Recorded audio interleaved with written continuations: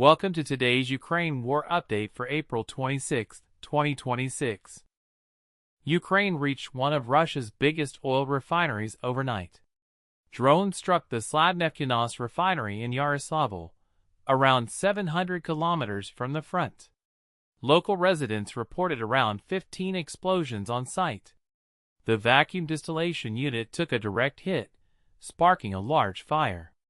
YaNOS is one of Russia's top 5 refineries, 15 million tons a year, supplying gasoline, diesel, and jet fuel for the Russian military. Ukraine's general staff confirmed the strike. It is the deepest blow to Russia's oil sector this week.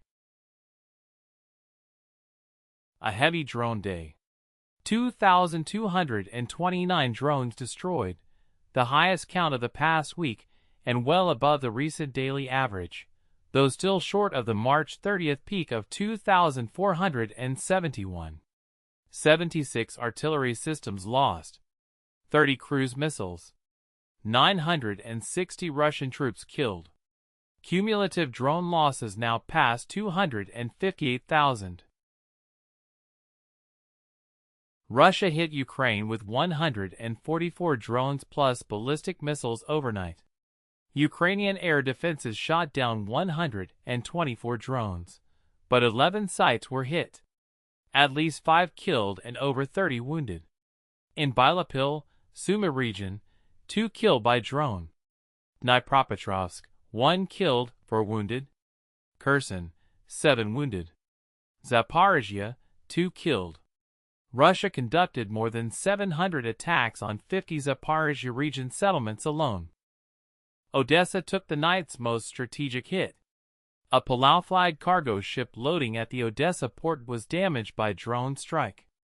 Warehouses, storage tanks, and port logistics also took hits.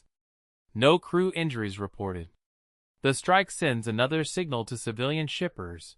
Ukrainian grain and metals exports remain in the crosshairs. 149 combat clashes in the past 24 hours, sharply down from yesterday's 236. Pokrovsk took 34 Russian assaults, still the hottest sector. Aliyev 18, Koshchetinivka 13, Lyman 9, Kupiansk 8.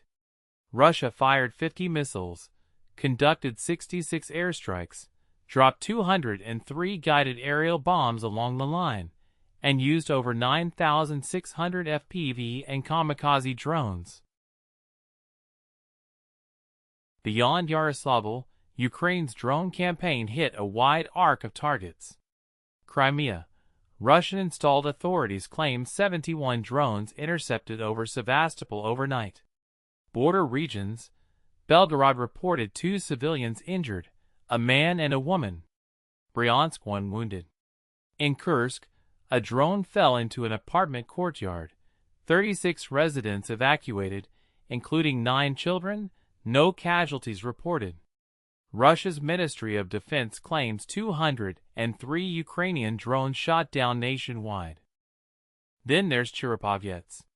Ukrainian drones hit the Phosagro fertilizer complex for the second time this month, Europe's largest phosphate fertilizer plant, around 800 kilometers from the border. A high-pressure pipeline ruptured. At least 5 workers were treated for acid burns. Phosagro has been a recurring economic warfare target. Its export revenue has surged on global commodity prices. First on the global front, NATO went on alert. Royal Air Force Typhoon scrambled from Borsia Air Base in Romania as Russian drones operated near the alliance's airspace along the Danube. Polish Operational Command also activated ground-based air defenses. It's the second time this week that NATO jets have launched in response to a Russian salvo against Ukraine. The pattern is now routine, and the alliance is paying the operational cost. Second, peace talks venue politics. President Zelensky made his first wartime visit to Azerbaijan, meeting President Ilham Aliyev in Baku and signing 6 bilateral agreements covering security, energy, and defense industrial cooperation. Crucially, Zelensky publicly proposed Azerbaijan as a venue for trilateral United States, Russia, and Ukraine peace talks. The line, quote, "We are ready for negotiations in Azerbaijan if Russia is ready for diplomacy." The trip is symbolically loaded. Baku is a long-standing Russian partner that has sent 11 energy aid packages to Ukraine since the full-scale invasion. Russia has not responded. That wraps up today's update. If you found this useful, press the like button and subscribe in order to support this channel. Stay informed, stay safe, and I'll see you tomorrow.